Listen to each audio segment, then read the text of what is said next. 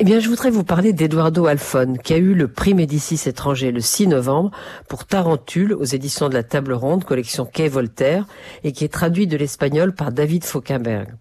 Eduardo Alfon, c'est un excellent écrivain, trop peu célèbre en France, donc ce prix est très très bienvenu. Il est né en 1971 au Guatemala, il a passé une partie de sa jeunesse aux États-Unis, il est revenu au Guatemala, a été professeur de littérature à l'université et a commencé à écrire. Il vit désormais à Berlin. Je pourrais vous recommander les 10 livres parus en français chez le même éditeur. Évidemment, je ne peux pas aujourd'hui, mais je vais vous dire un mot non seulement de Tarentule, mais de 2 autres avant.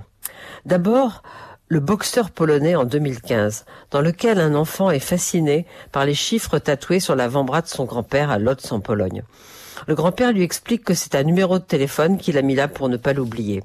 Il y a évidemment là un secret que sent l'enfant, mais on ne veut absolument pas lui en parler.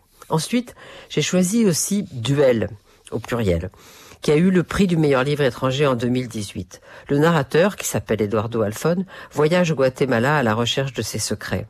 Il tente de démêler le vrai du faux dans tous les mystères de sa famille. Il s'agit notamment de la famille de son père, des Juifs libanais qui ont quitté Beyrouth en 2019.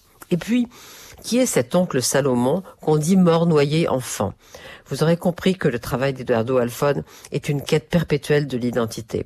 Tarentule n'échappe pas à cela. Son enfance, en 1984, il avait 13 ans et son frère 12.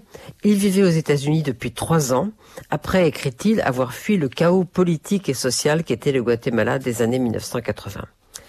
Eh bien, cet été-là, été 1984, leurs parents les envoient au Guatemala, les 2 enfants, pour participer à un camp pour enfants juifs. Un camp destiné à leur expliquer de ne pas oublier qui ils sont et quelles sont leurs racines.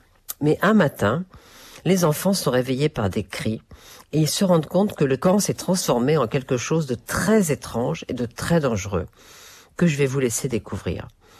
Et ce n'est que des années plus tard qu'Eduardo Alfon comprendra vraiment ce qui s'est passé et le raconte dans ce récit qui mêle le présent et le passé, la réalité et la fiction. On est à Paris avec une femme qu'il a connue au camp et qui est devenue avocate.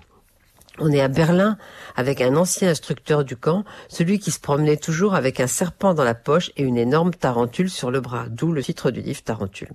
Une fois de plus, Eduardo Alfon cherche sa vérité et prouve qu'il est un écrivain majeur. Surtout, ne manquez pas ses livres.